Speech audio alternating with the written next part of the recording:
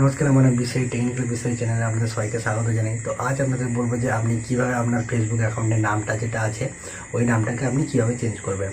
তো চলুন আমরা দেখাচ্ছি মোবাইল স্ক্রিনে স্টেপ বাই স্টেপ আপনি কীভাবে চেঞ্জ করতে পারবেন। সবার প্রথমে আপনাকে যে ফেসবুক অ্যাপটা আছে ওটা ফেসবুক অ্যাপটাকে প্রথমে ওপেন করে নিতে হবে। তো ফেসবুক অ্যাপটাকে ওপেন করার পর ডান দিকে যে 3 ডট আছে ওই 3 ডটে আপনাকে ক্লিক করতে হবে।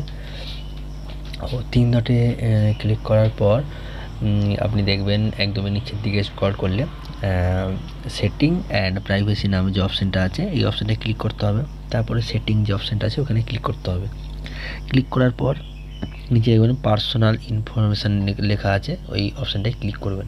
তারপরে দেখবেন জেনারেলে নাম লেখা আছে তো নাম অপশানটায় ক্লিক করবেন। তারপরে দেখবেন এইরকম অপশান আসবে ফার্স্ট নেম, মিডিল নেম এবং ইউজার নেম।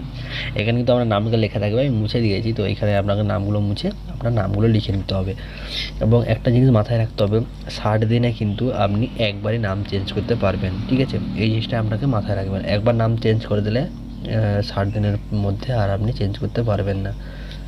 এরপরে আপনি এগুলো করার পর আপনি যে এখানে নামগুলো দেওয়ার পর উপরে ইউজার নেম দেবেন, আপনার যে ইউজার নেমটা ওইখানে দেবেন এবং এইখানে মিডল নেম যদি আছে মিডল নেম দেবেন এবং লাস্টে আপনার ইউজার সারনেম মানে আপনার পদবী, মানে প্রথমে আপনার নামটা দেবেন এবং নিচে আপনার পদবী দেবেন। আর যদি মিডল নেম থাকে মিডল নেম দিয়ে এখানে এই নিচের অপশানটাও ক্লিক করবেন।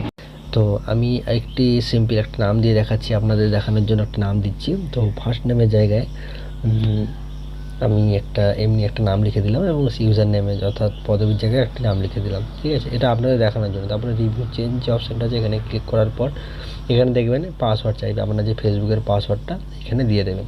তারপরে এখানে সেভ চেঞ্জ যে অপশানটা আছে এখানে ক্লিক করে দিলে আপনার যে নামটা পার্মানেন্টলি চেঞ্জ হয়ে যাবে।